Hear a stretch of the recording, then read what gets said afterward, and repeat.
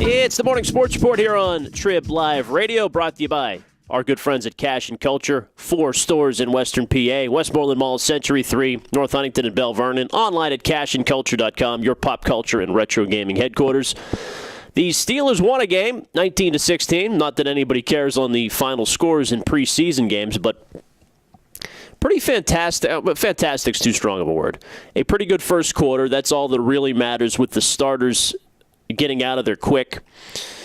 Ben Roethlisberger and the drop-off from Ben to the backup quarterbacks was staggering. Ben should be holding out today for a new contract. If he's going to make $12 million this season, he is $8 million underpaid, and it showed as brightly in that game as it could in any possible game with the trouble the Steelers would have if he would not be available.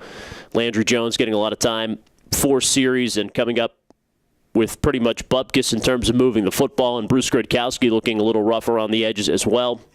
The big story of the Steelers' second preseason game, though, was Ryan Shazier. Although the first-team defense had some warts, they were missing Jarvis Jones. Chris Carter got benched, his backup after 1 series, but Shazier in the middle, 9 tackles, a pick. Also 2 special teams tackles, and the first-round pick of the Steelers makes his debut and looks so impressive. And also was watching some of the Baltimore game. They also took an inside linebacker in the first round, C.J. Mosley. He struggled. And every game is different. You're playing against different competition, sometimes backups. They seemed, though, the Bills to really test Shazier, and he stood out. There's no doubt about it. It's encouraging. The Steelers, if Jarvis gets back and is healthy, potentially have the 4 best linebackers in football. Potential was just that, though. You know Timmons and what he can do. Worlds look strong and solid all through preseason. That group, though, will have to really take advantage of or compensate potentially for a front 3 that's still trying to figure out their roles and performance.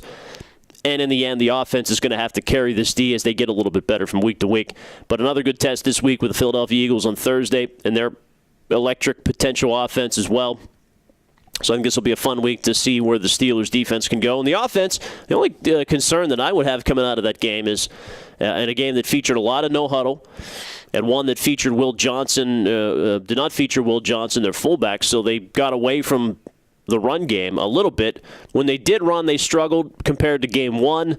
LeGarrette Blount had 3 carries, really couldn't get anything going. He doesn't seem to me to quite fit the no-huddle offense. They're going to have to, I think, when they go there, really rely on Le'Veon Bell. When does Blount play? He's a good back, but more in a traditional sense. So they've got some things to work out, too. But how could you complain? Ben leads them down the field for 2 touchdowns. Big play from Antonio Brown. Wheaton also catches 1, and Dree Archer again shows up with his speed. So all in all, pretty good performance from preseason game number 2. Number 3 coming up this week. We'll be on it all week at TribLive.com. All brought to you by Cash and Culture.